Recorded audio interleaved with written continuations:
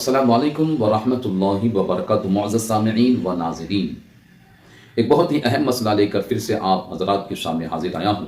امید ہے پورے مسئلے کو اچھے سے سمجھیں گے، غور سے سنیں گے، عمل کریں گے، دوسروں تک بھی ضرور پہنچائیں گے۔ نماز میں کچھ ایسے ارکان ہوتے، کچھ ایسے کام ہوتے جس کے چھوٹنے کے بنا پر سجدہ سہو لازم آتا ہے۔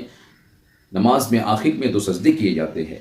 بہت سارے ہمارے حنفی حضرات ہیں جو اس کا طریقہ نہیں جانتے ہیں، اور بہت سارے ایسے حضرات ہیں جنہوں نے مجھ سے پوچھا کہ سجدہ سہو حنفی میں کس طریقے سے کی جاتی ہے، اور کون کون سی چیزیں چھوٹنے سے حنفی کے نزدیک سجدہ سہو لازم آتا ہے۔ ان ساری باتوں کو آج اس ویڈیو کے اندر ہم جانیں گے۔ آپ سے گزارش یہ ہے کہ ویڈیو کو مکمل طور پر دیکھیں، دوسروں تک ضرور شیئر کریں تاکہ دوسرے بھی ان مسئلوں کو سمجھ کر اپنی نمازوں کو برباد ہونے سے بچا لے، اپنی نمازوں کو برباد نہ کرے۔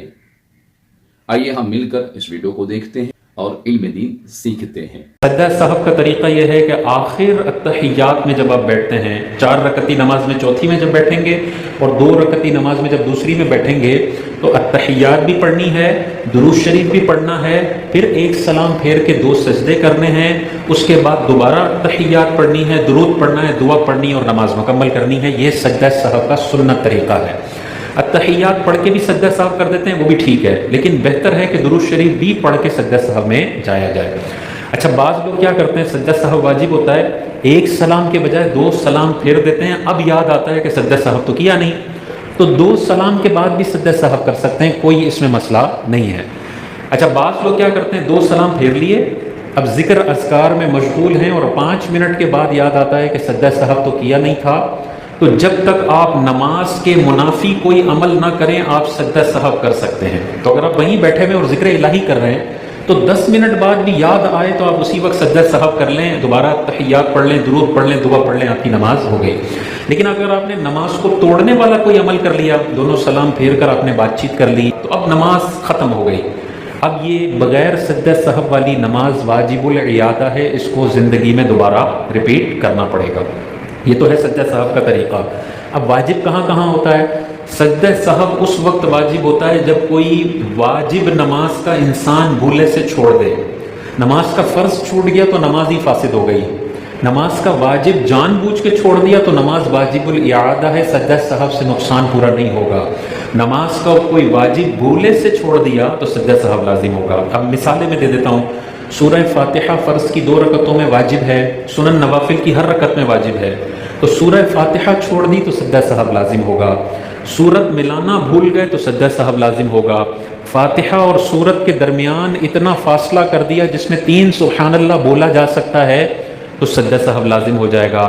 ایک ہی رکعت میں 2 مرتبہ سورہ فاتحہ کی تلاوت کر دی، الحمدللہ رب العالمین پوری پڑھ لی، پھر سورت ملانے کے بجائے دوبارہ سورہ فاتحہ شروع کر دی اور پڑھ لی، تو 2 دفعہ اگر ایک رکعت میں پڑھ لیا تو بھی سجدہ صاحب لازم ہو جائے گا۔ تو سورت ملانا بھول گئے آخر میں سجدہ صاحب کر لیں، سورہ فاتحہ بھول گئے آخر میں سجدہ صاحب کر لیں، سورہ فاتحہ 2 دفعہ پڑھ لی آخر میں سجدہ صاحب کر لیں، رکوع 2 دفعہ کر لیا کوئی مسئلہ نہیں آخر میں سجدہ صاحب کر لیں، سجدے 3 کر لیے کوئی مسئلہ نہیں آخر میں سجدہ صاحب کر لیں۔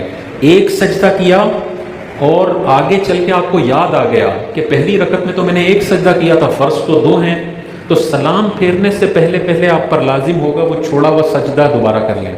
جب وہ کریں گے تو آپ دیکھیں 2 سجدے ساتھ میں کرنا واجب تھا، آپ نے ایک سجدے کو تیسری رکعت میں لے گئے، پہلی رکعت کا سجدہ، تو یہ واجب کا ترک ہو گیا، اب آخر میں سجدہ صاحب کرنا ہو۔ تو نماز کا کوئی سجدہ بھول جائیں تو وہ سجدہ بھی کرنا ہے اور آخر میں سجدہ صاحب بھی کرنا ہے۔ اسی طرح پہلی رکعت میں بیٹھنا نہیں ہے، کھڑا ہونا واجب ہے۔ اگر بیٹھ گئے اور فوراً کھڑے ہو گئے تو کچھ بھی نہیں ہے، لیکن آپ بیٹھے اور آپ نے اتحیات شروع کر دی اور 2-3 جملے بول دیے تو آپ سجدہ صاحب لازم ہوگا، آپ کھڑے ہو جائیں فوراً اور آخر میں سجدہ صاحب کرنا ہوگا۔ تو پہلی اور تیسری رکعت میں اگر قاعدہ میں بیٹھ گئے اور فوراً کھڑے ہو گئے تو سجدہ صاحب نہیں ہے، تھوڑی دیر کے بعد کھڑے ہوئے تو پھر سجدہ صاحب لازم ہو جائے گا۔ دوسری میں بیٹھنا تھا، بیٹھنے کے بجائے کھڑے ہو گئے تو اس میں حکم یہ ہوتا ہے کہ اگر ابھی پاؤں فولڈ ہوئے ہیں تو بیٹھ جائیں، اگر پاؤں فولڈ نہیں ہے، پاؤں سیدھے ہو گئے، کمر ابھی بھی جھکی ہوئی ہے تو اب قاعدہ اولا میں پلٹنا جائز نہیں ہوتا، آخر میں سجدہ صاحب کرنا پڑے گا۔ تو شارٹ میں یہ ذہن میں رکھ لیں، پہلی اور تیسری میں کھڑا ہونا تھا، بیٹھ گئے تو سجدہ صاحب کرنا پڑے گا، دوسری اور چوتھی میں بیٹھنا تھا، غلطی سے کھڑے ہو گئے تو آخر میں سجدہ سہو کرنا پڑے گا. دعائے قنوت بھول گئے، رکوع میں چلے گئے، سجدہ سہو کرنا پڑے گا. دعائے قنوت کا اللہ اکبر بولنا بھول گئے، دعائے قنوت پڑھ لی لیکن اللہ اکبر بولنا بھول گئے، یہ بھی واجب ہوتا ہے. اگر یہ ترک کر دیا آخر میں سجدہ سہو کرنا پڑے گا. جب بھی نماز کا کوئی واجب چھوٹ جائے یا واجب یا فرض اپنی جگہ سے ڈیلے ہو جائے، دیری ہو جائے اس کے اندر، تب سجدہ سہو کرنا یہ واجب ہوتا ہے.